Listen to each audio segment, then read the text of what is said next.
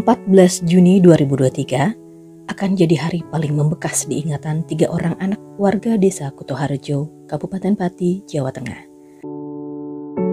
Mereka yang masih berusia 4 tahun, 2 tahun dan 1 bulan menjadi saksi saat sang ibu menghembuskan nafas terakhir. Dalam keadaan tubuh lelah, didera rasa lapar dan haus, tak mereka sadari mereka hanya mendampingi raga sang ibu.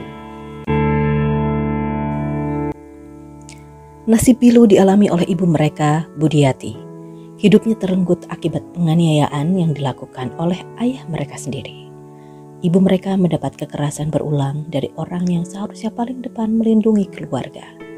Saat sakit itu tak tertahankan lagi, sang ibu pun pergi. Ayah mereka barangkali orang yang akan mereka benci seumur hidup. Hanya karena motif cemburu, menjadi gelap mata dan mengambil harta dunia yang paling berharga untuk seorang anak. Kisah lain yang mematahkan hati terjadi pada Agustus 2018 di Frederick, Colorado, Amerika Serikat. Chris Watt menghilangkan nyawa istrinya yang sedang hamil dan 2 anak perempuannya. Chris terbakar amarah saat istrinya Shannon menginterogasinya soal perselingkuhan yang dilakukan Chris. Shannon mengancam Chris tak akan pernah bisa menemui anak mereka lagi. Tak terima dengan perkataan Shannon, Chris mencekik Shannon sampai meninggal dunia. Saat dia akan membawa mayat Shannon, 2 putrinya memergoki Chris. Chris pun membawa serta 2 putri mereka dan mayat Shannon menuju tempat kerja Chris. Di sana, Chris memburu Shannon dan memasukkan 2 putrinya ke tangki minyak. Chris didakwa penjara 5 kali seumur hidup. Peristiwa kekerasan yang mengiris hati terjadi pada 2 wanita di Manipur, India.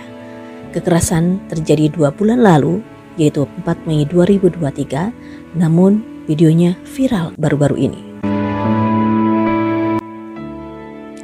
2 wanita tersebut mengalami pelecehan seksual dan pemerkosaan di depan umum. Mereka merupakan anggota suku minoritas Kuki dan para penyerangnya pria dari kelompok Meitei. Peristiwa tersebut terjadi 1 hari setelah kerusuhan antar etnis yang melibatkan suku mayoritas Meitei yang sebagian besar beragama Hindu dengan suku Kuki-Zo yang sebagian besar beragama Kristen. Polisi baru menangkap 4 orang yang diduga pelaku pada Kamis 20 Juni 2023. Studi United Nations Office on Drugs and Crime dan UN Women menunjukkan lebih dari 5 perempuan dibunuh tiap jamnya di lingkungan keluarga pada tahun 2021. Laporan tersebut menyebutkan 45.000 dari 81.000 kasus atau 56% dilakukan oleh pasangan atau anggota keluarga lainnya. Hal ini menunjukkan rumah bukan tempat yang aman untuk perempuan maupun anak perempuan. Angka-angka yang cukup mengkhawatirkan ini mungkin tidak mewakili skala sebenarnya yang bisa jadi jauh lebih tinggi. Mengingat ketidakkonsistenan dalam definisi dan kriteria di setiap negara, tidak ada informasi yang cukup untuk mengidentifikasi pembunuhan tersebut apakah terkait identitas gender atau femisida, terutama jika pembunuhan terjadi di ruang publik. Laporan tersebut juga mencatat secara regional, pembunuhan terkait gender di ranah privat pada tahun 2021 didominasi negara-negara Asia, sedangkan di Eropa dan Amerika Serikat jumlahnya lebih kecil. Di Afrika, perempuan dan anak perempuan lebih berisiko dibunuh oleh pasangan atau anggota keluarga lainnya. Tingkat pembunuhan diperkirakan mencapai 2,5 per 100.000 perempuan di Afrika, dibandingkan dengan 1,4 di Amerika, 1,2 di Oseania, 0,8 di Asia, dan 0,6 di Eropa. Pada saat yang sama, temuan ini menunjukkan bahwa permulaan pandemi COVID-19 pada tahun 2020 bertepatan dengan peningkatan yang signifikan dalam pembunuhan terkait gender di ruang privat di Amerika Utara dan sampai batas tertentu di Eropa Barat dan Selatan. Di India, kekerasan berbasis gender selama pandemi COVID meningkat drastis. Perempuan memikul proporsi beban rumah tangga yang lebih berat dibandingkan laki-laki. Terlebih, Akibat pandemi COVID yang mewajibkan karantina semakin menunjukkan beratnya beban tersebut sehingga berakhir dengan kekerasan di dalam rumah tangga. Sama halnya di Indonesia, pandemi COVID-19 turut menciptakan tantangan dan kerentanan yang lebih besar bagi perempuan, yaitu the shadow pandemic atau peningkatan angka kekerasan berbasis gender.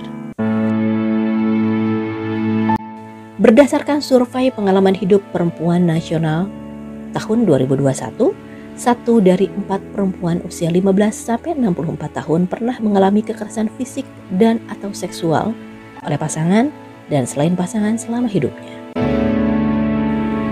Data WHO menyebutkan kekerasan terhadap perempuan terjadi 1 dari 3 orang atau 27% pada perempuan usia 15-49 tahun yang dilakukan oleh pasangan mereka, kekerasan fisik maupun kekerasan seksual.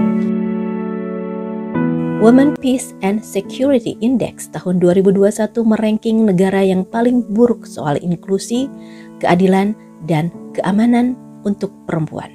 Dari 170 negara, negara yang paling buruk pertama adalah Afghanistan, disusul Syria, Yaman, Pakistan, dan Irak. Sementara negara yang terbaik untuk perempuan itu pertama Norwegia, Finlandia, Islandia, Denmark, dan kelima Luxembourg.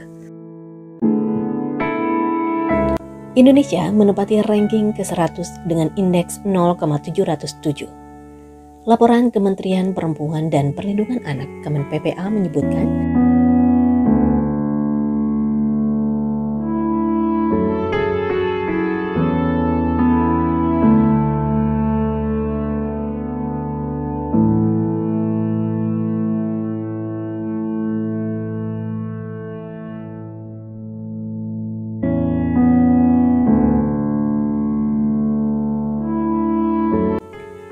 pembunuhan terkait gender serta bentuk-bentuk kekerasan terhadap perempuan dan anak perempuan lainnya bukanlah hal yang tidak dapat dihindari.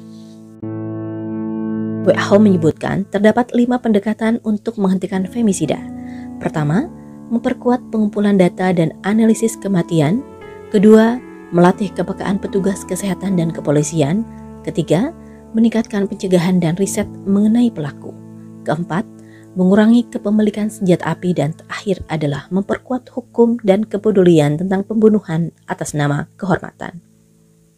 Butuh tindakan bersama di seluruh masyarakat yang akan memenuhi hak perempuan dan anak perempuan untuk merasa dan aman di rumah, di jalanan, dan di mana saja.